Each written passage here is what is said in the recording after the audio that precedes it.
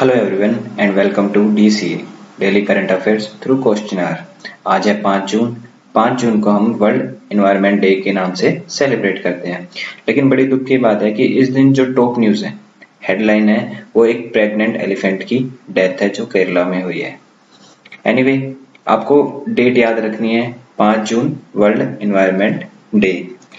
The Hindu newspaper से current affairs के कुछ क्वेश्चन जो एग्जाम में पूछे जा सकते हैं, हम उनको डिस्कस करेंगे। सबसे पहले हम नेशनल अफेयर्स के क्वेश्चन करेंगे, फिर इंटरनेशनल अफेयर्स के, फिर कुछ अपॉइंटमेंट्स हुई है वो देखेंगे, स्पोर्ट्स सेक्शन देखते हुए एंड में वोकेबुलरी का कुछ पार्ट देखेंगे जो एग्जामिनेशन पॉइंट ऑफ व्यू से काफी इंपॉर्टेंट है।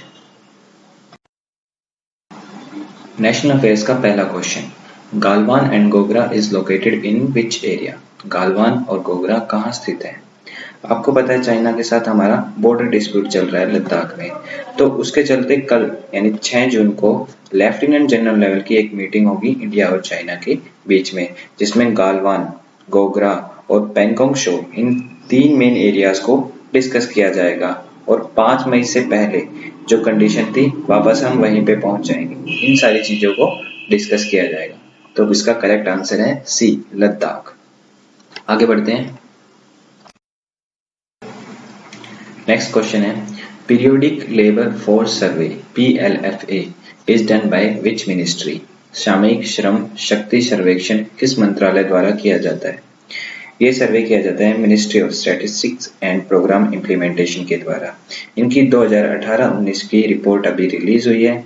उसके अनुसार लास्ट ईयर यानी 2017-18 में हमारी अनएम्प्लॉयमेंट रेट 6.1 थी, उससे घटकर 2019 में 5.8 पर आ गई है, यानी बेरोजगारी में थोड़ी कमी आई है।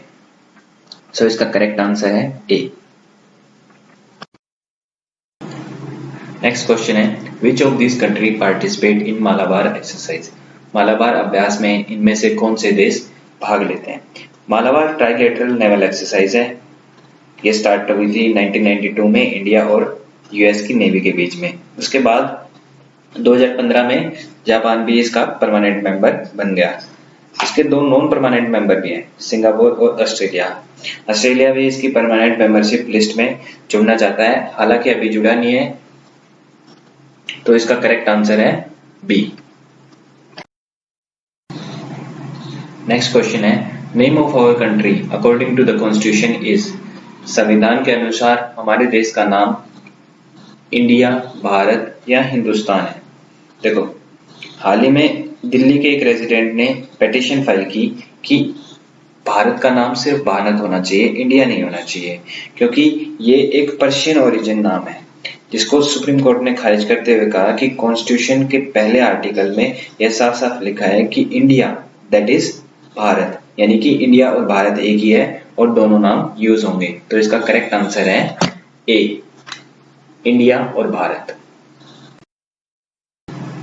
नेक्स्ट क्वेश्चन है, the medical termination of pregnancy act MTA 1971 permits to terminate the pregnancy up to how much week? गर्भ का चिकित्सीय समापन अधिनियम 1971 गर्भावस्था को कितने सप्ताह तक समाप्त करने की अनुमति देता है? इसका करेक्ट आंसर है ए, 20। नॉर्मली 20 वीक प्रेग्नेंट वुमेन अपनी प्रेगनेंसी टर्मिनेट करवा सकती है, लेकिन उससे ज्यादा होने पे कोर्ट की परमिशन लेनी होती है। हाल ही में एक 23 वर्षीय महिला ने 23 वीक की प्रेगनेंसी को टर्मिनेट कराने के लिए बॉम्बे हाई कोर्ट में पिटीशन डाली थी, तो कोर्ट ने उसे अलो कर दिया क्योंकि लॉकडाउन के चलते वो डॉक्टर के पास नहीं जा सकती थी।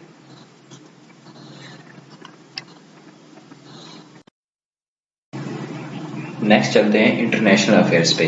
पहला क्वेश्चन है, what is Gavi that is recently in news? Gavi क्या है जो हाल ही में खबरों में है? इसका करेक्ट आंसर है इंटरनेशनल वैक्सीन अलायंस। इंडिया भी इस अलायंस का एक मेंबर है। इसी के चलते एक समिट हुई थी, ग्लोबल वैक्सीन समिट, जो कि यूके द्वारा होस्ट की गई थी। इस समिट में टोटल 50 मेंबर्स ने पार्टिसिपेट किया था। तो ये याद रखिएगा कि ग्लोबल वैक्सीन समिट यूके द्वारा होस्ट की गई थी। आगे बढ़ते हैं। Next question is, number of non permanent member of UNSC is? UNSC के गैर स्थायी सदस्यों की संख्या कितनी है? तो इसका करेक्ट आंसर है बी, इसमें 10 नॉन परमानेंट मेंबर्स होते हैं जो 2 साल के लिए चुने जाते हैं। इसमें इंडिया 2021-22 के लिए चुना गया, जो कि रिप्लेस करेगा इंडोनेशिया को। तो इंडोनेशिया को रिप्लेस कर रहा है, ये भी चीज याद रखना। आगे बढ़ते हैं। नेक्स्ट है कुछ न्यू अपॉइंटमेंट्स। क्वेश्चन है, who becomes the new chairman of BAFTA? BAFTA का नया अध्यक्ष कौन बना है?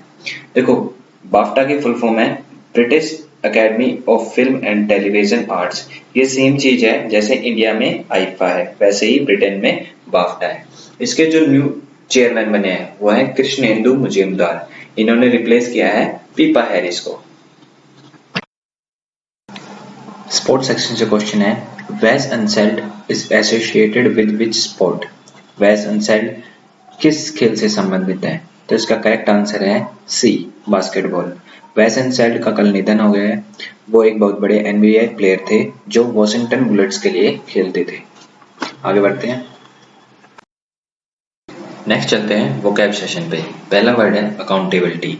इसका मतलब होता है जवाबदेही। सिनोनिम्स देखें तो लायबिलिटी, आंसरेबिलिटी, रेस्पॉन्सिबिलिटी।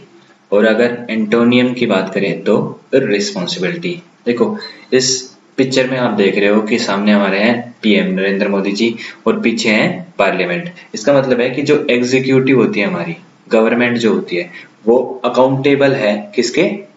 पार्लियामेंट के, कि पार्लियामेंट में उनको जवाब देना पड़ता है। ठीक है, आगे बढ़ते हैं।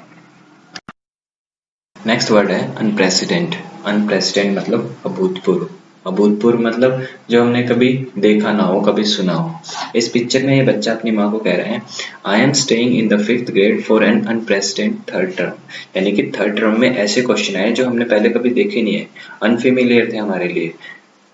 ठीक है ना, इस वजह से मैं 5वीं क्लास में ही रह गया, मेरी कोई गलती नहीं है। ठीक है, तो सिनोनिम्स में अगर हम इनके देखें तो यूनिक, अनयूजुअल, ठीक है ना। एंटोनियम्स में देखें तो फेमिलियर, नॉर्मल, ये सारी चीजें आएंगी। आगे बढ़ते हैं। नेक्स्ट वर्ड है डेलिब्रेट। इसका मतलब है सविचार, यानी कि जानबूझकर। पिक्चर में देखेंगे उस्मान ख्वाजा ने थर्ड मैन पे शॉट लगाया है डेलिबरेटली, यानी जानबूझकर लगाया है। तो इसके सिनोनिम्स हो जाएंगे इंटेंशनल, कैलकुलेटेड, कॉन्शियस। और अगर गलती से शॉट लगता तो उसको हम कहते हैं एक्सीडेंटली। एंटोनियम्स में यूज करेंगे एक्सीडेंटल। आगे बढ़ते हैं। नेक्स्ट वर्ड है प्रीपोंडरेंट। जिसका मतलब होता है प्रबल, प्रभावी।